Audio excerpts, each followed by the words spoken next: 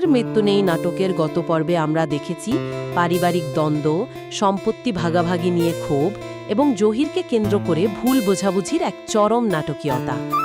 একদিকে নির্দোষ আমেনার ওপর জহিরের অনাকাঙ্ক্ষিত আচরণের কারণে কঠিন শাস্তি, অন্যদিকে মিমের বাপের বাড়িতে সম্পত্তি 3 ভাগে বন্টনের ঘোষণায় বড় ধরনের ঝড়ের আভাস পাওয়া গেছে। আগামী পর্বে এই ঘটনার জের ধরে পারিবারিক রাজনীতি কোন দিকে মোড় নেবে তা নিয়েই আজকের এই রচনারূপী পূর্বাভাস।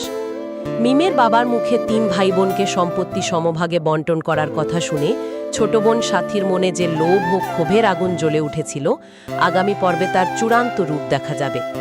সাথী তার স্বামী সাগরকে উস্কে দিয়ে বলবে, আমেনা তো এই বাড়ির আপন কেউ নয়, তবে কেন তাকে সম্পত্তির ভাগ দেওয়া হবে? সাথীর প্ররোচনায় পড়ে সহজ সরল সাগরও এবার বদলে যেতে শুরু করবে। সে তার বাবা মায়ের মুখোমুখি হয়ে আমেনাকে সম্পত্তি দেওয়ার সিদ্ধান্তের তীব্র প্রতিবাদ জানাবে।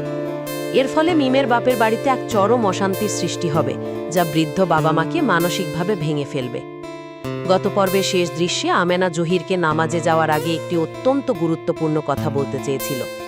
আগামী পর্বে দেখা যাবে জহির নামাজ শেষ করে আসার পর আমেনা তাকে আড়ালে ডেকে নিয়ে সেই গোপন কথাটি প্রকাশ করবে।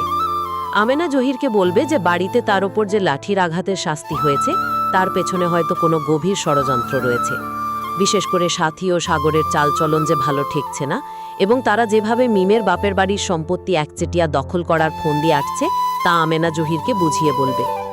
আমেনা জহিরকে অনুরোধ করবে যেন সে সালাউদ্দিন ভাই কিংবা বাড়ির বড়দের এই লোভী চক্র সম্পর্কে সতর্ক করে। আমেনার কাছ থেকে সব সত্য জানতে পেরে জহিরের ভুল ভাঙবে। সে বুঝতে পারবে যে আমেনা আসলে পরিস্থিতির শিকার। জহির তার স্ত্রী সাহানার কাছে গিয়ে নিজের পিঠের ব্যথার কথা ভুলে নতুন এক পরিকল্পনা করবে। সে সাহানাকে বলবে, লাঠির বাড়ি খাইছি ঠিকই, কিন্তু ঢালি বাড়ির আসল শয়তানদের মুখোশ না খুলে আমি ছাড়ব না। জহির এবার আমেনা এবং মিমের পরিবারের হকের পক্ষে দাঁড়ানোর সিদ্ধান্ত নেবে। সে সাগর ও সাথীর লোভী মুখ সবার সামনে উন্মোচন করার জন্য গোপনে প্রমাণ জোগাড় করা শুরু করবে। আগামী পর্বে সত্যের মৃত্যু নেই নাটকটি এক নতুন মোড় নিতে চলেছে।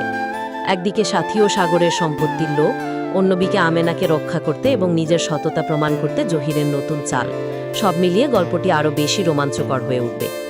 জহির কি পারবে সাথীর মুখোশ খুলে দিতে, নাকি আমেনাকে আবারও নতুন কোনো ষড়যন্ত্রের শিকার হতে হবে? তা দেখতে হলে আমাদের চোখ রাখতে হবে নাটকের পরবর্তী পর্বে। প্রিয় দর্শক, আপনাদের কি মনে হয়, জহির কি পারবে আমেনার পাশে দাঁড়িয়ে সাথীর অন্যায় রুখে দিতে? কমেন্ট করে অবশ্যই আপনার মূল্যবান মতামত আমাদের জানান। আজকের ভিডিওটি ভালো লাগলে লাইক ও শেয়ার করতে ভুলবেন না। আজকের মতো এখানেই বিদায় নিচ্ছি। ধন্যবাদ সবাইকে। আল্লাহ হাফেজ।